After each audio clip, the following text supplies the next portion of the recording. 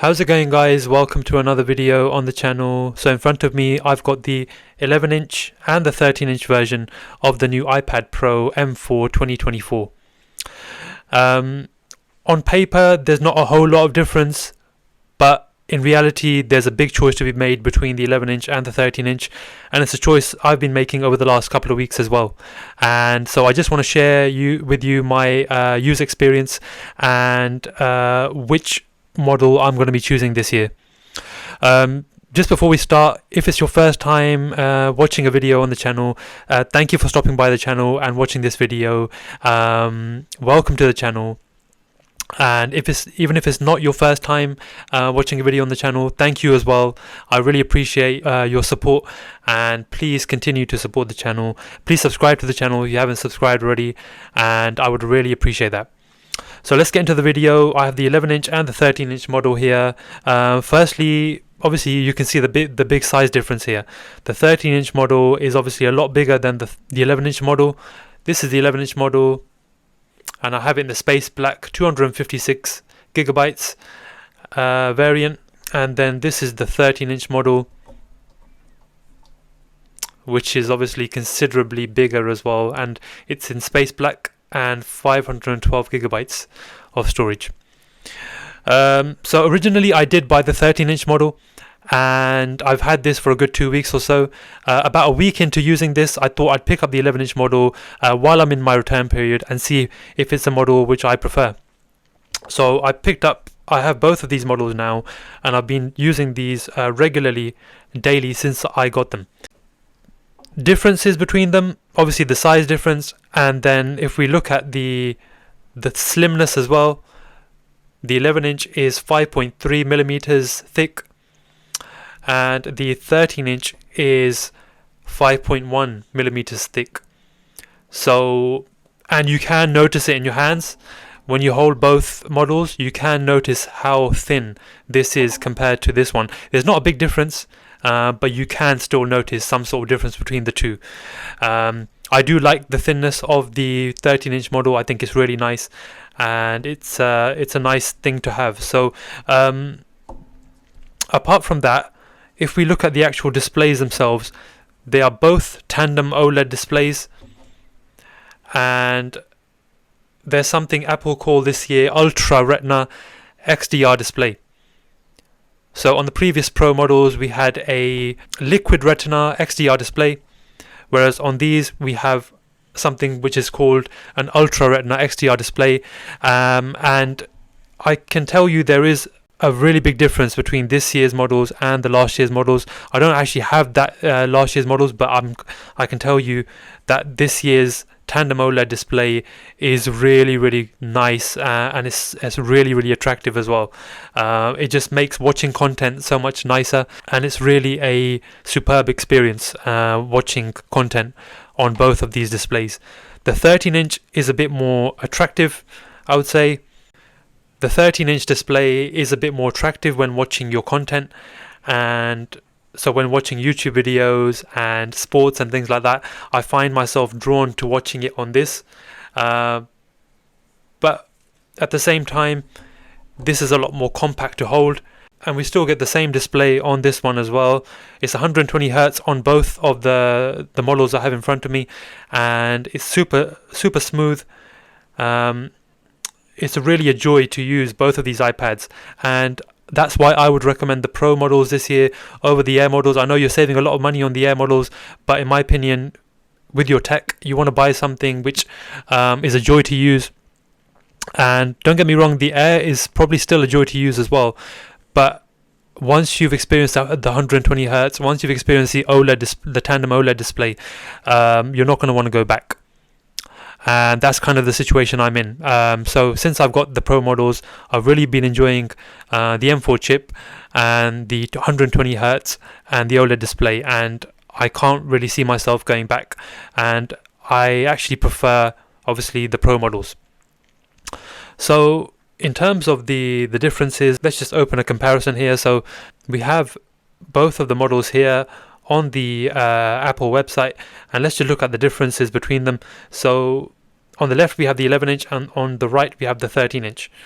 There is a we have the same colors, obviously, space black and silver.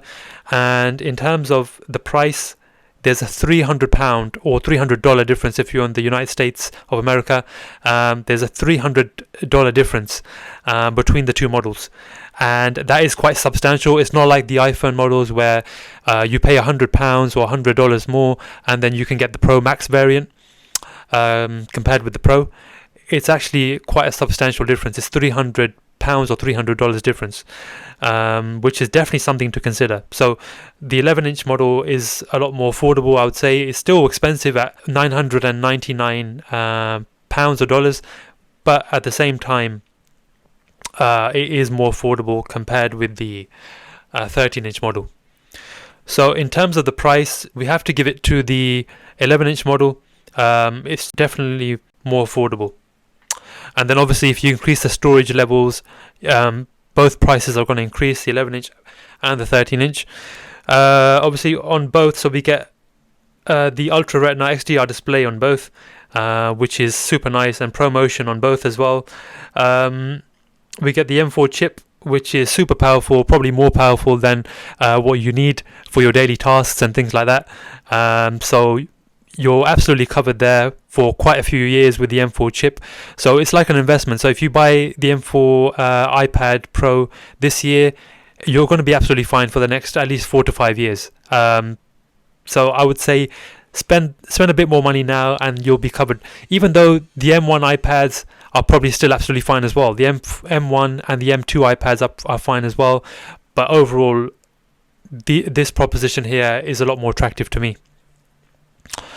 We get the same camera on both, 12 megapixel wide camera with 4K video and ProRes as well, which is nice, definitely nice to have. And overall, on paper, as I mentioned earlier, or on the iPad, as you can say, there's not actually too much difference between the two. And then the only significant difference which we can see here, which isn't even significant, is the thickness. So 5.3 millimeters for the 11-inch and 5.1 millimeters for the 13-inch.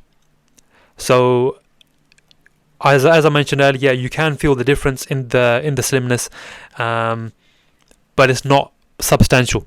It's nice to have, but it's not substantial.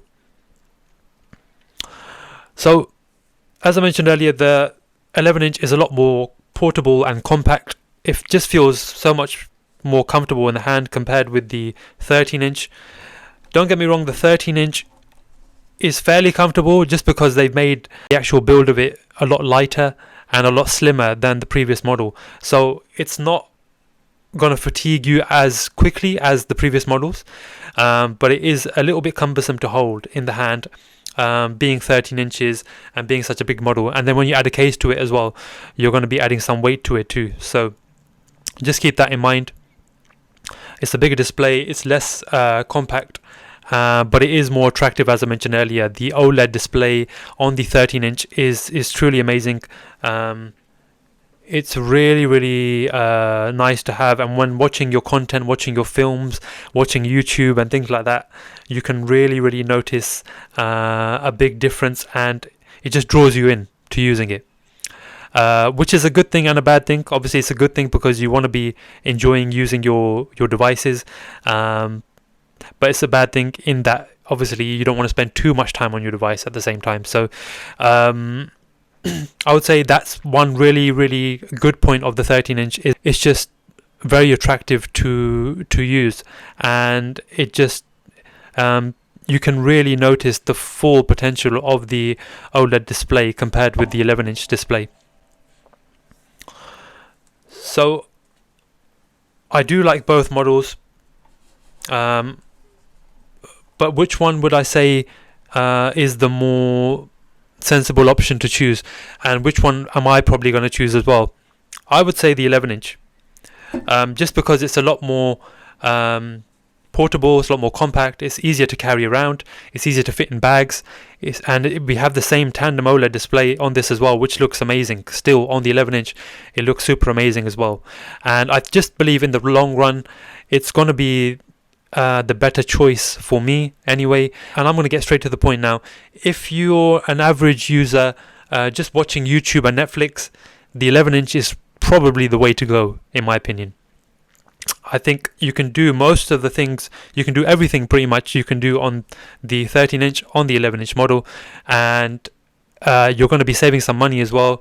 You're going to be saving £300 or dollars, and obviously that's definitely nice to save some money, because these are already quite expensive products, and you don't want to be spending more than you have to. So if you're an average user watching YouTube, Netflix, surfing the web, watching this in bed or on the couch, I believe this is the one to go for, and this is going to be the most comfortable one to hold, and this is going to be the most comfortable one to use in your daily life going forward as well. So I'm probably going to be keeping the 11-inch model. I'm coming up to the return period for the 13-inch. So I'm probably going to be keeping the 11-inch model, and it's just a model which I really do like the size of.